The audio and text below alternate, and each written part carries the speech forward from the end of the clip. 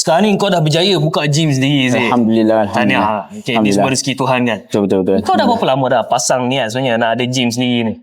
Pasang niat sebenarnya nak kata lama pun tak ada lama. Sebab asalnya aku just nak buka gym, private gym je. So kiranya lebih kurang setahun lebih, 2 tahun lah sebelum aku buka gym ni. Kira gym ni dah buka 2 tahun.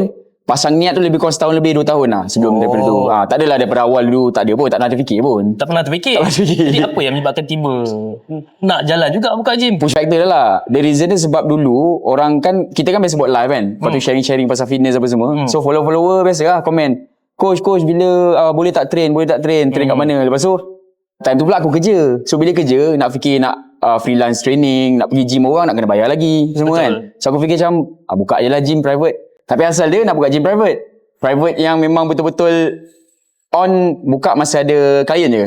Macam studio gym lah. Studio gym yang kecil. Tak ada walk-in, tak ada apa. Niat untuk buka bagi PT datang dan mungkin kau nak buat konten-konten. Betul. Sekali ni apa cerita ni?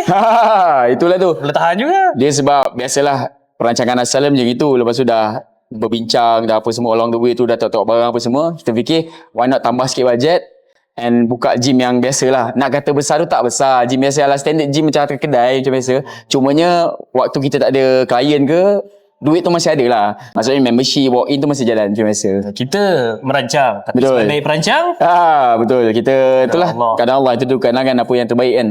Jadi korang semua yang mana yang belum lagi singgah ke Infinity gym Muscle, Infinity Muscle, tolonglah singgah. Dekat mana tempat? Dekat Presin 15. Putrajaya. Presin 15 Putrajaya. Dekat Presin Diplomatik. Aku memang recommend korang datang ke sini. Guys, stand by next video. Jangan lupa untuk komen dan juga follow sekali.